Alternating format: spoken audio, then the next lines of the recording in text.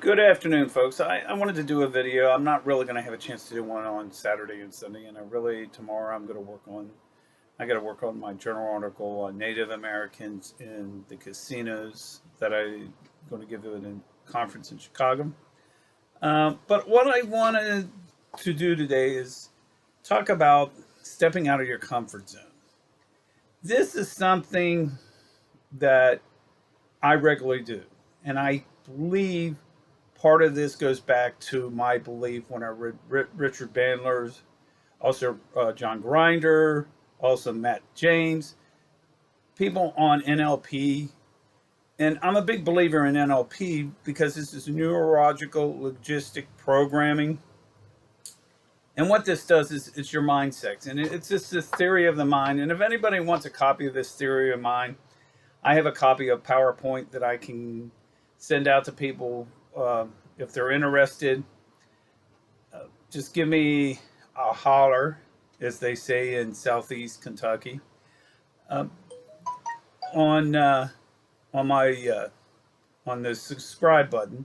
But if you're a subscriber, I'll just send it to you for free.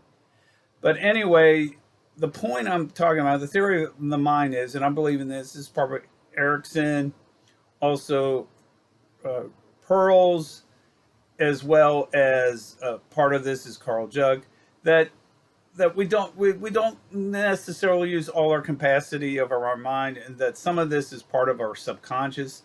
I honestly believe that we only use 12% of our uh, mental functions, and then 88% is subconscious. So there's this point, though I think I use more because of the fact that I'm training my mind to do more and more and more.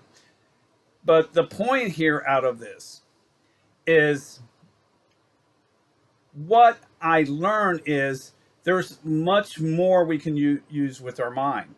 And part of this is stepping out of our comfort zone. And when we step out of our comfort zone, and I do this all the time, is you get this anxiety or this nervousness about it at first, but then you take control of your mind and say everything's going to be fine. Don't worry about it. And this is what I tell my mind. It's going to be okay. It's going to be okay. Because there's a lot, and I hate to use this word, there is a lot of things that have happened in people's past. And everything in everybody's past is subjective. And it's just part of life. Like I said, my family's originally from Southeast Kentucky, but we worked hard. My dad worked hard. My mom worked hard. They both raised 5 beautiful sons. We're all very close knit. And though I tend to be a little bit more out there than the other 4, I am just as smart and just as handsome as the other 4. With that said, the point I want to make here is at first it's scary. You get anxious. You feel like, what am I doing? You got to let that go and just step out of your comfort zone. And what happens when you step out of your comfort zone, you'll feel these struggles, as I like to call, and these victories. And it's these victories, folks, that enhance your motivation and your self-esteem. For instance, mine is to get chapters 4 and 5 completed, get my research completed. My other one is also trying to get my own coaching, mentoring business up, wellness center. And the point out of this is I'll have victories on some of this because then I'll have people comment and say, really, you know your stuff. And then other times I have to what I call grind this out because eventually it will all take. So the point I did is I created a YouTube channel, I created a Facebook business, connected everything up to the Instagram. And I also publish my books, like the new book I've got out that I published in October, Don't Buy That Lottery Ticket, which is now available on Amazon. So the point I want to make out of this is you have to step out of your comfort zone, and you're going to have victories you're going to have, which really help you in the long run. But the defeats, you learn from them and move on. A good video is Steve Harvey's got a video out called Jump. I recommend anybody looking about this. Excellent video. Look at that video.